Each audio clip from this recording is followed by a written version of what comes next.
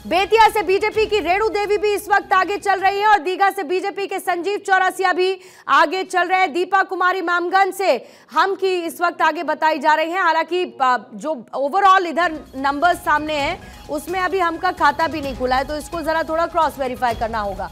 अब election commission के रुझानों में बीजेपी को बड़ा डाका से भी बीजेपी के पवन कुमार जायसवाल आगे चल रहे हैं। प्रमोद कुमार सिन्हा साहब हैं तो मुझे कंफर्म कीजिएगा। आरजेडी से बहुत देर से मैं एक प्रतिक्रिया ले नहीं पाई हूं। सिन्हा साहब वापस से आपके पास आ रही हूं। इलेक्शन कमीशन 10 सीटों पर अभी बढ़त दिखा रहा है आपकी पार्टी की, और वैसे महागठबंधन 80 सीटों पर सर लीड लिए हुए हैं। सिन्हा साहब काउंटिंग इन प्रोग्रेस लिखा है, प्रोग्रेस। और यहाँ का क्या रहा है? प्रमोद कुमार सिन्हा जी है ना? ठीक है, यही मैं आरजेडी के लिए कंफर्म कर रही थी, आरजेडी के प्रवक्ता है या नहीं है। सिंह साहब जैसे ही मौजूद होंगे बीजेपी के प्रवक्ता बताइएगा। तब तक रंजीत जी आप कुछ काउंटर रखना चाह रहे थे सर, जल्दी से रखिएगा, फिर उसके बाद मैं स्टूडियो में जरा राजनीतिक विश्लेषकों के पास आऊंगी।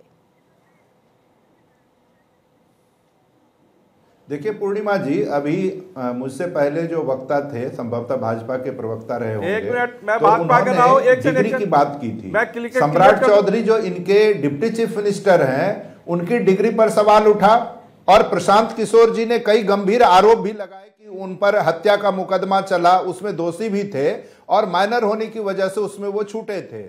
और दूसरी बात आपको बताऊं कि भारतीय जनता पार्टी के तरफ से जो वहां पर कैबिनेट मिनिस्टर बनाए गए बिहार में, उनमें अपराधियों की संख्या बहुत है। बैंक डकैती, हत्या जैसे गंभीर अपराध करने वाले लोगों को भारतीय जनता पार्टी ने बिहार कैबिनेट में रखा। तो ये किस सुचिता की बात करते हैं? और डिग्री की बात ये करते हैं तेजस्वी यादव जी की। माननीय प्रधानमंत्री जी की डिग्री को लेकर 2 दिन पहले दिल्ली हाईकोर्ट ने, डबल बेंच ने नोटिस जारी किया है। तो ये लोग तो खुद ऊपर से नीचे तक फर्जीवाड़ा करते हैं और ये बात करेंगे डिग्री की सुचिता की। तो मुझे लगता है कि भारतीय जनता पार्टी के कथनी और करनी में काफी अंतर होता है और बिहार की जनता इसे बखूबी जानती भी है। ठीक है सर्वेश, पहले हाँ बीजेपी का नहीं हूँ मैं, ना बीजेपी का हूँ, ना कांग्रेस का हूँ, ना वीआईपी का हूँ, ना किसी पार्टी के दरवाजे पे आज तक गए हैं, ना किसी नेता के घर पे गए हैं। ये मैं आपको एक चीज बता दूं, ठीक है?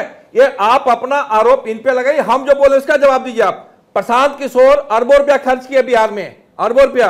एक शब्द उन्होंने बोला क्या कांग्रेस के अगेंस्ट? किसी कांग्रेसी के अगेंस्ट, कांग्रेसी भ्रष्टाचार के अगेंस्ट कहीं बोला उन्होंने? भ्रष्टाचार तो कांग्रेसी टाइम में हुआ।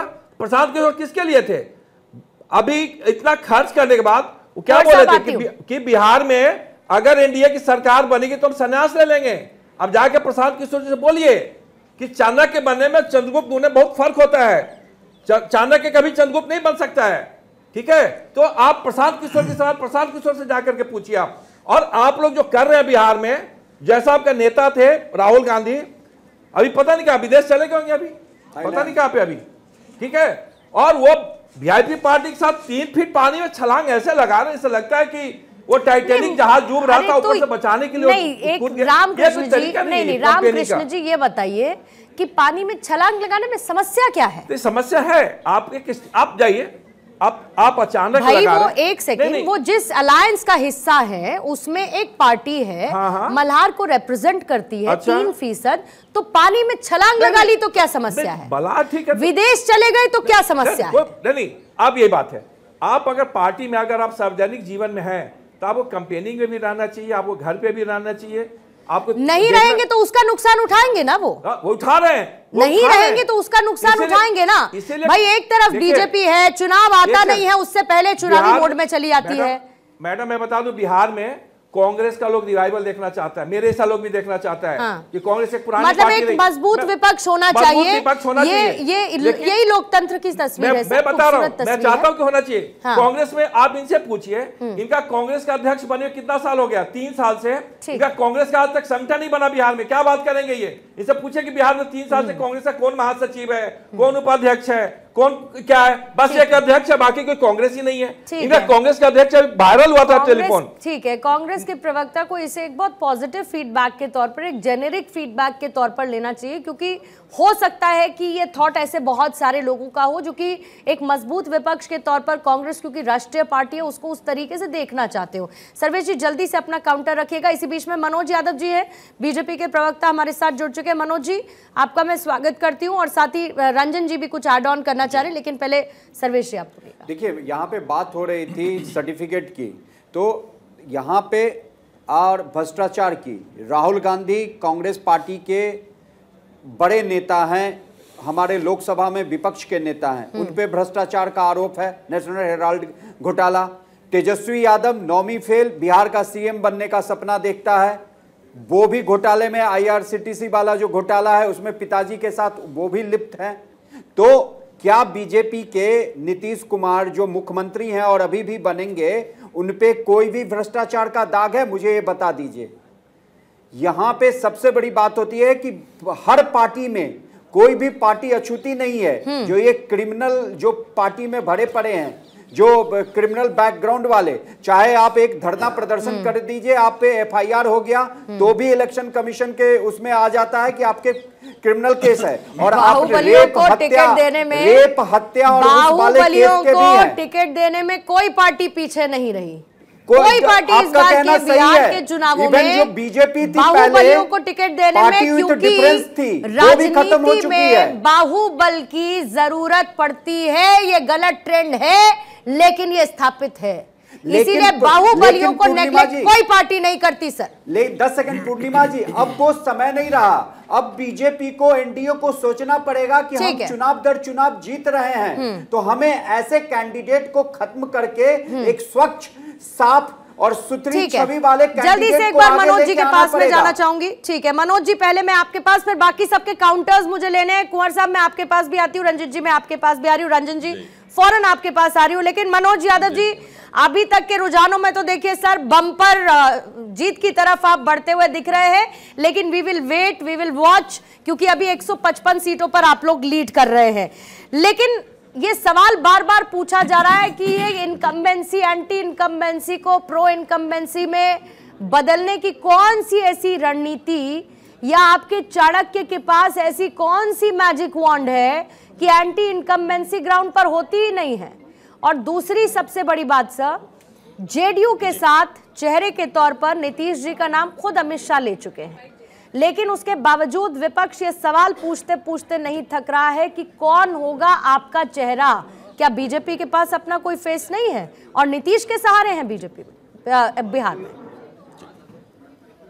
जी देखिए पूर्णिमा जी, जिस तरह से बिहार के अंदर एनडीए को 2/3 का जिस तरह से हमको समर्थन मिल रहा है, वो साफ साफ दिखाता है कि बिहार की जनता ने इस लठबंधन को, इस महाठगबंधन को नकारने का काम किया है, और बिहार की जनता ने साफ साफ मोहर लगाने का काम किया है कि हम सुशासन के साथ हैं, हम विकास के साथ हैं, भ्रष्टाचार पर जीरो टॉलरेंस की नीति वालों के साथ में है। और 20 साल का जो नीतीश बाबू का सुशासन का जो कार्यकाल रहा है, जिस तरह से बिहार वहाँ उन्नति कर रहा है, कांग्रेस पार्टी उसको बीमारू राज्य छोड़ के गई थी और आरजेडी उसको जंगल राज बना करके गई थी, उसको कानून का राज देने का काम किया। वहाँ पर सुचारू रूप से वहाँ जो व्यवस्थाएं हैं उनको सुचारू रूप से चलाने का काम किया है, तो वो एनडीए की सरकार ने किया है। जहाँ तक आपका सवाल है कि हमारे पास एक कौन सी नीति है, तो मैं कहता हूँ कि ये अथक परिश्रम और जो हमारा अनुशासित कैडर है और त्याग और समर्पण के साथ जो लगातार जुटे रहते हैं, बूथ स्तर पर, मंडल स्तर पर जो हमारे कार्यकर्ता लगे रहते हैं, और हमारा नेतृत्व और हमारी नीति केवल एक है, अपने परिवार को नहीं बढ़ाना है, अपने वंश को नहीं बढ़ाना है, जनता को बढ़ाना है, जनता का भला करना है। यहाँ पर राहुल गांधी जी को कांग्रेस पार्टी केवल एक परिवार के नेता को बढ़ाने में लगी हुई है, वहाँ आरजेडी देखिए केवल लालू जी के बेटे को बढ़ाने में लगी हुई है, लेकिन हमने एक अंतिम पंक्ति में जो खड़ा हुआ बच्चा है उसको बढ़ाने का काम कर रहे हैं। नहीं, लेकिन युवा मॉडल जो रखा है तेजस्वी की तरफ से, युवा मॉडल जो रखा गया है, आप गवर्नेंस की बात करते हैं, तो ये युवा मॉडल आप कैसे इनकॉर्पोरेट कर पाएंगे अपने उस गवर्नेंस में सर? क्योंकि देखिए युवाओं की अपनी जरूरतें हैं, बिहार में बेरोजगारी का स्तर, पलायन का स्तर, और शिक्षा का स्तर, सर इन सब पे अभी बहुत काम होना बाकी है। किया होगा आपने, मैं मना नहीं कर रही, लेकिन अभी बहुत काम होना बाकी है। पूर्णिमा जी, ये नहीं पूर्णिमा जी, बहुत काम होना बाकी है और डेवलपमेंट एक अनंत प्रक्रिया है, वो चलेगी और हम निश्चित रूप से करेंगे। लेकिन इनका कौन सा मॉडल युवा मॉडल है, कट्टा मॉडल है। बोलिए, छोटे छोटे बच्चे मंच से बोलते हैं कि अब तो हम डंडा लेके चल रहे हैं, कल कट्टा लेकर के चलेंगे, जब हमारे चचुआ की सरकार आ जाएगी, हमारे बड़े भैया तेजस्वी की सरकार आ जाएगी। इनका कौन सा मॉडल है? बोलते हैं कि अगर हमारे पक्ष में अगर बहुमत नहीं आया तो हम नेपाल जैसे हालात कर देंगे, जंगल राज। एक वो दौर था, आपको पता है, इनके शासनकाल में एक ही राज था, जंगल राज था। एक ही उद्योग था इनके शासनकाल में, किडनैपिंग उद्योग, एक ही कारोबार था, भ्रष्टाचार का कारोबार। और लगातार आपने देखा कितने घपले घोटाले, अरे बालू खा गए तो चारा खा गए तो अलकतरा खा गए, क्या नहीं खा गए, एक परिवार को बना। और इनको कोई दिखाई भी नहीं देता है। ऐसा नहीं यादव समाज का कोई आदमी इनको दिखाई देता है, केवल अपना बेटा ही दिखाई दिया। अगर जब मुख्यमंत्री बनाने की बारी आई तो केवल अपनी पत्नी को ही बनाने का काम किया। और जहां तक कांग्रेस पार्टी, राहुल गांधी का सवाल है, आप देखिए, जब एक बच्चा क्या होता है कि पूरे साल भर पढ़ता नहीं है, फिर आखिरी में कहता है कि जब रिजल्ट के समय बोलता है कि मुझे नाना जी के, मामा जी के घर जाना है, तो उसको पता है रिजल्ट क्या आने वाला है। तो एक पिटा हुआ प्यादा है राहुल गांधी, और पिटी हुई कांग्रेस है जो लगातार पिट रही है। ठीक है, इस पर रंजीत जी का मैं जवाब लूंगी। ना इनके प्यादे काम के हैं। ठीक है, इस पर मैं रंजीत जी से जवाब लूंगी और साथ ही रंजन जी के पास भी मैं जाऊंगी। कुंवर अजय साहब को भी प्रतिक्रिया देनी है। कौशिक साहब, माफी चाहूंगी, बहुत देर से आपके पास नहीं आ पाई हूँ। और सर्वेश जी और कुमार रामकृष्ण साहब, आप सभी के पास में आने से पहले, क्योंकि देखिए आज तो आंकड़ों का दिन है और यही आंकड़ों की जो जादूगरी है वो सियासत की कुर्सी का चेहरा तय करती है, किसके सिरमौर ये ताज सजेगा ये तय करती है। अभी तक के रुझान आपके सामने हमने रख दिए हैं। कुल मिलाकर पूरे 243 सीटों पर रुझान आ चुके हैं। 156 सीटों पर एनडीए, 81 पर महागठबंधन और 6 पर इस वक्त अन्य आगे चल रहे हैं। अभी तक बीजेपी 74 सीटों पर इंडिविजुअली सबसे हाईएस्ट नंबर के साथ लीड कर रही है, 74 सीट्स के साथ। उसके बाद जेडीयू 67 पर और फिर है आरजेडी 58 सीटों पर। लेकिन इन सीटों का गणित क्या कहता है? इन सीटों पर उतारे गए कैंडिडेट्स जिनके साथ एक पूरे सामाजिक न्याय की बात करते हुए कास्ट बैलेंस क्रिएट करने की कोशिश की गई।